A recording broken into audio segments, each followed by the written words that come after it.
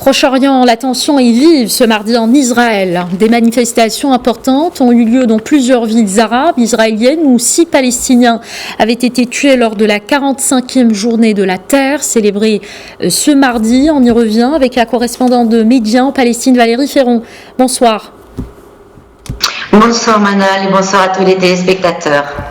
D'abord, que signifie 45 ans plus tard la journée de la Terre pour les Palestiniens citoyens d'Israël ? Mais on peut dire que c'est la journée phare en définitive qui reste. Pourquoi ? Parce que le conflit en lui-même est basé justement sur le problème de la terre et de la prise de la terre, et que ceci reste tout à fait présent. Ce qui marque aussi cette journée, c'est qu'elle vient juste après les élections, et que pendant toute la période de la campagne électorale, il n'a pas été vraiment question des problèmes des Palestiniens d'Israël, mais aussi de la colonisation en Cisjordanie qui touche directement, elle aussi, au problème de la terre. Et donc les Palestiniens aujourd'hui ont pu réaffirmer que malgré tout cela, ils sont bel et bien là, représentés à la Knesset, pas représentés, ignorés de la classe politique ou non en ce qui concerne les Palestiniens d'Israël, ils sont bien là.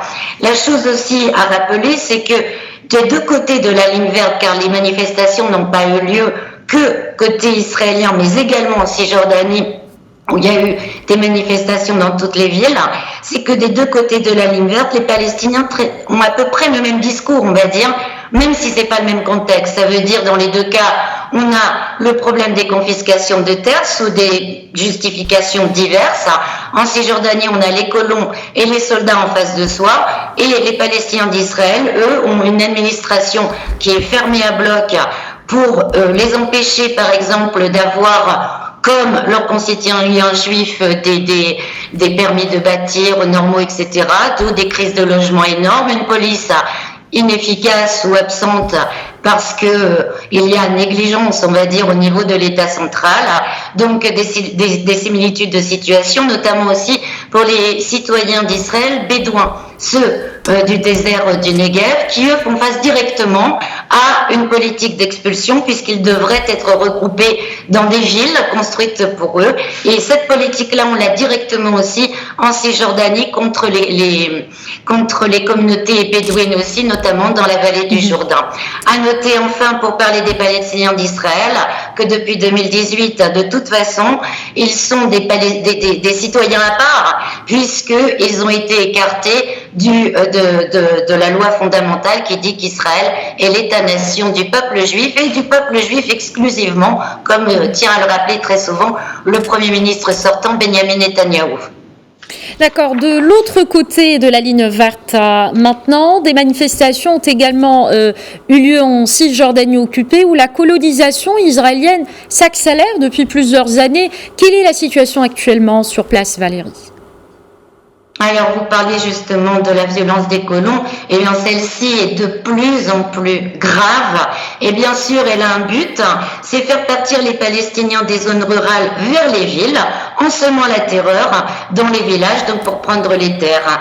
Et si avant aussi les prises de terre par l'armée israélienne étaient on allait dire à chaque fois à coup de dizaines d'hectares de terre, à l'heure actuelle, on est à coup de centaines d'hectares de terre à peu près. Si avant il y avait destruction de quelques dizaines ou centaines d'arbres, et notamment d'oliviers, on est arrivé maintenant à des chiffres où des milliers d'oliviers sont arrachés pratiquement tous les mois. En gros, il y a aussi actuellement à peu près 1900 hectares de terre qui sont menacés de confiscation.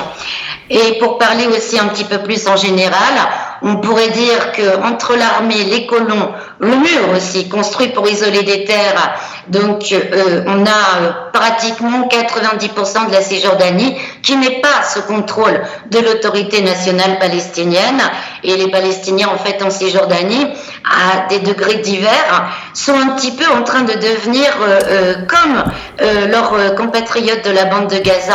Ils sont de plus enfermés dans des zones très restreintes et encerclés par des colonies avec fragmentation totale du territoire. Merci beaucoup Valérie Ferrand, correspondante de Média en Palestine. Merci d'avoir répondu à nos questions.